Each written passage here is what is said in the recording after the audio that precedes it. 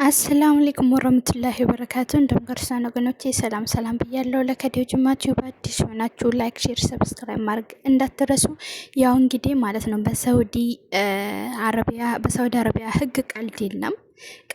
እንደዚህ በቃ የፈለጋችሁትን ነገር ሰርታችሁ የፈለጋችሁትን አድርጋችሁ እንደፈለጋችሁት የምትሆኑበት አገር አይደለም። የትም ገደል ብትገቡ ከዛ ገደል ያወጧችኋል ማለት ነው። እኔ ግን የሚያሳዝነኝ ማለት ነው በዚህ በአንድ ሰው ምክንያት ማለት ነው በአንድ ሰው ምክንያት የስንት ሰው የእንጀራ ገመድ እንደተዘጋ የስንት ሰው ማለት ነው የስንት ሰው ወይ ደግሞ ራሱን ችሎ እንደፈለገ አልሆነም። የሱ ጦስ ለሌሎቹ እንዲተርፍ ነው ያደረገው ማለት ነው።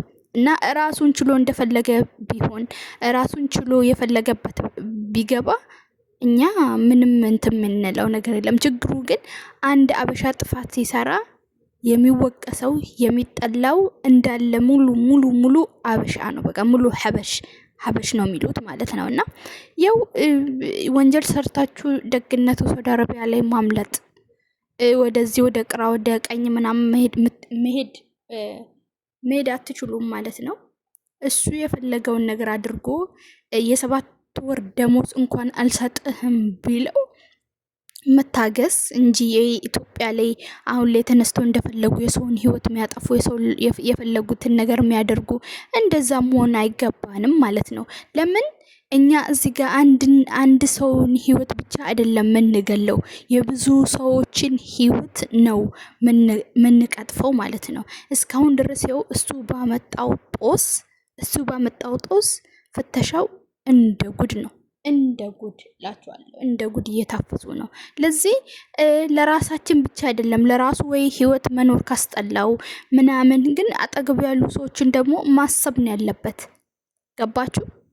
ሰው እንዴት ነው ተነስቶ በቃ ማለት በቃ ልክ አንድ ለመስከረም ዶሮ እንደሚያርድ ነገር የሰውን ህይወት በአንድ ጊዜ ጥስት አድርጎ ምንም ሳይመስለው በቃ ምንም ነገር እንትን ሳይለው በደንብ አድርጎ ጠንቅቆ ያውቃል። ወይ ደግሞ ሆን ብሎ ተዘጋጅቶበት ካልሆነ በስተቀር ሳውዲ አረቢያ ላይ ሰውን ገሎ ማንም ይወጣ የለም። ገባችሁ? ከስንት አንድ እንጂ። ለዚህ የትም ገደል ገብቶ እኔ በምን እንደሚያመጣቸው ራሱ አላቅም። ያመጣሉ። እንደዚህ ቀልድ የለም ማለት ነው። ወይ ደግሞ እሱ ህይወት ካስጠላው መኖር ካስጠላው ስንት መኖር የሚፈልግ ለእናት አባቱ መሆን የሚፈልግ ሰው አለ። እነሱም ማሰብ አለበት። በሱ ሰበብ እንግዲህ ሳውዲ አረቢያ በሳምንት ብቻ 23,000 ህገወጥ ዜጎችን አሰረች። ሳውዲ አረቢያ በአማካኝ በ1 ሚሊዮን ህገወጥ በየአመቱ ወደ የመን ወደ የመጡበት ትመልሳለች አለ ማለት ነው። እና እንግዲህ በዚህን ሳምንት ውስጥ ብቻ አስባችሁታል? በዚህ ልጅ ሰበብ በዚህን ሳምንት ውስጥ ብቻ የታፈሱ ሰዎች 23,000 ሰው ማለት ነው። 23,000 እንዴ! ቀልድ እኮ አይደለም። በቃ እየፈተሹ የያዙ ያሉ በምን ይመስላችኋል? በቃ ኖርማል ሰው መስሎ ምናምን እንደዛ ሆኖ ነው እንዳለ እየጠረጓቸው ያለው ማለት ነው። እሺ ማን ተጎዳ? ከነሱ በላይ እኮ የተጎዳነው እኛ ነን። ስንት በቃ ኢትዮጵያ ላይ ያለውን ነገር የምታውቁ ናችሁ። አሁን ላይ ኢትዮጵያ ያለችበት ሁኔታ ማለት ነው። እና ሰው ልጅ ያን ሁሉ በረሃ አቋርጦ ያን ሁሉ ስቃይ ተሰቃይቶ መጥቶ በዚህ ልክ መጥገብ በጣም ነው የሚያስጠላ። እንደ ሁሉም ሰውን ያናድዳል ምናምን ሰውን ያበሳጫል። ነገር ግን ደግሞ መግደል መፍትሄ አይደለም። ገባችሁ? ተነስታችሁ ዝም ብላችሁ ሰውን እንደ ቲማቲም እንደ ከብት ምናምን ተነስታችሁ ሰውን መቆረጥ ወይስ ደግሞ የሆነ ሰው ላይ የሆነ ነገር ማድረስ እኔ ተገቢ ነው ብዬ አላስብም። ቆም ብላችሁ ማሰብ ነው ያለባችሁ። እኛ አሁን የመዳም ቅመሞች ስንት በቃ ያናድዱናሉ ልጆች። እዚህ ጋር ሴትዮ አለ፣ እዚህ ጋር ስራ አለ፣ እዚህ ጋር ናፍቆት አለ፣ ስንት ነገሮች አሉ። ነገር ግን ያን ሁሉ ነገር ደግሞ ነገ ሌላ ቀን ነው እያልን ስሜታችን ወጥ አድርገን ህመማችን ወጥ አድርገን ነው የምንሰራው። በቃ ሳይከፈን ቀርቶ አይደለም፣ ሳይደብረን ቀርቶ አይደለም። በቃ ከሚናገሩት እዚህ ጋር እናንተ የልጃችሁ እኩዮች ምናምን በቃ ሲያመናጭቃችሁ የሚሰማው ስሜት በጣም ነው የሚያስጠላው። ከዛ ከሞቀ ቤታችሁ መታችሁ ምናምን ያው እነሱ እኛ ወደን መጠንባቸው እንጂ እነሱ በግዴታ አይደለም እኛን ያመጡን ማለት ነው። እና ለዚህ ምንድን ነው ማድረግ ያለብን? መቻለች ቀን እስክታልፍ ድረስ የመጠነው ልንሰራ ነው። የመጠነው ለዓላማ ነው። ለዓላማ የመጣ ሰው ደግሞ ብዙ ነገርን ታግሶ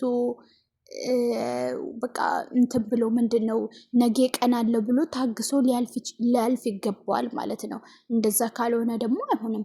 ልጁ ደግሞ አሁን አልተያዘም ምናምን የምትሉ ልጁ ተይዟል። እውነተኛ መረጃ ነው። ልጁ ተይዟል። ከዚህ መጀመሪያ ሲናፈስ ልጁ አልተያዘም ልጁ ተያዘ ምናምን ሲባል የነበረው ወሬ ውሸት ነው። ከዛም በኋላ ግን ልጁ ተይዟል። ልጁም ተይዞ ግን ሌሎቹ አልተረፉም እንዳለ ነው ሲለቅሙ የነበረው ማለት ነው። እና በሳምንት ውስጥ እንግዲህ ይታያችሁ 23,000 ሰው ማለት ምን ያህል ብዙ እንደሆነ ማሰብ አይገምታችሁም ማለት ነው። በቃ እንዴት ቢይዙ ነው እንዴት ቢያደርጉ ነው በዚህ ልክ ማለት ነው። እና የሆነ ነገር ስታስቡ በተለይ ሰውን መግደል የምታስቡ በቃ አይምሯችሁ የሚመጣ ሰዎች ቆም ብላችሁ ለእናት ማሰብ ነው ያለባችሁ ማለት ነው። አሁን አንተ በቃ ራስን ብቻ አይደለም እናትን የራስን ህይወት ስንት ነገር የሰዎችን ህይወት የስንት ሰው ህይወት ነው ይዘህ ገደል የገባው። ከዚህ ግን ታሞ ከማቀቅ አስቀድሞ መጠንቀቅ። የሳውዲ አረቢያ ህግ ደግሞ አንተን እንደምትያዝም ታውቃለህ። ቢዙም ደግሞ ያንተንም ህይወት እንደሚነጥቁ ታውቃለህ። ይሄን ነገር ታሳቢ አድርገህ ቆም ብለህ ማሰብ ቆም ብለህ ይሄ ነገር እንዴት ነው ወዴት ነው የሚወስደኝ ብለህ ማሰብ ነበረብህ። የሆነው ሆነዋል። እንግዲህ ኢንሻአላህ በዚህ እሱን ከያዙት በዚህ ያበቃሉ ተፍቲሹንም ምንሆንም ብዬ አስባለሁ። ያው እንግዲህ ታጠቅ ሚዲያ በስደተኞች በኩል ነው የሚሰራው። ሁላችሁም የምታውቁ ናችሁ። እሱ ያው የዘገበውን ውሸት ዘገባ አያመጣም ማለት ነው። ታጠቅ ሚዲያ በሳምንት ብቻ 23,000 ሰው ማለት በጣም እጅግ በጣም ብዙ ነው። በቃ እኔ እስር ቤት እንደዚህ አግሯቸው በዚህ ላይ ወይኔ እንደው የዚህን ሀገር ሙቀቱን የምታውቁ ምግቡ እስር ቤት በቃ ስቃዩ በዚህ ላይ በጣም ብዙ ነገር አለ። በጣም ብዙ ነገር ማለት ነው። እና ብቻ እንግዲህ እነሱም ቀደረባችሁ እሱም ቀድሮበት ነው። ብቻ በነገራችን ላይ እኛ አንዳንድ ጊዜ በቃ ህይወት በሱ ይጠፋል ተብሎ የተቀደረበትና ይሄ የተጻፈበት ነገር ነው። በቃ ለዚህም መጥፊያው ነው፣ ለሟችም መጥፊያው ነው፣ ህይወቱን ላጠፋውም መጥፊያው ነው። በቃ ይሄ ነገር የተጻፈ ነው። ግን የሆነ በቃ አንዳንዴ እኛ ለምን እንደዚህ ሆነ ምን እንላለን እንጂ ቀዳና ቀድር ይሄ ያለ ነገር ነው። በተረፈው ደግሞ አላህ ይጠብቃችሁ። ሁላችንም ውስጣችን የተጎዳ ነው። ነገር ግን ሰብር አድርጉ። ከሰብር በላይ ምንም ነገር የለም። በሚበልጥ ደግሞ ወደ አላችሁ ቅረቡ ማለት ነው። ወደ አላህ ቅረቡ። ወደ አላህ የቀረበ ወደ ጌታ የቀረበ ሰው ምንም ነገር ቢመጣ ሁላችሁም በየሃይማኖታችሁ ወደ ፈጣሪያችሁ ስትቀርቡ ንዴትም ሲመጣ እንደሚያልፍ ቶሎ ትዝ ይላችኋል ምናምንና ያንን ነገር ትረሳላችሁ ማለት ነውና ውዶቼ እንግዲህ አላህ ይጠብቃችሁ ባላችሁበት። ኢንሻአላህ ነገ በሌላ ቪዲዮ እንገናኛለን። ደህና ሁኑልኝ፣ ሰላም ዋሉልኝ፣ ራሳችሁን ጠብቁ፣ ውሃ ጠጡ። በቃ በተቻላችሁ መጠን ስሜታችሁን ለመቆጣጠር ሞክሩ። አላህ የተሻለውን ህይወት ለሁላችንም ይስጥ። የተሻለ ነገር ይገባናል፣ ለፍተናል። አላህ ሁሉንም ሰው እኩል አድርጎ ፈጥሮ ምድር ላይ እንደዚህ መለያታችን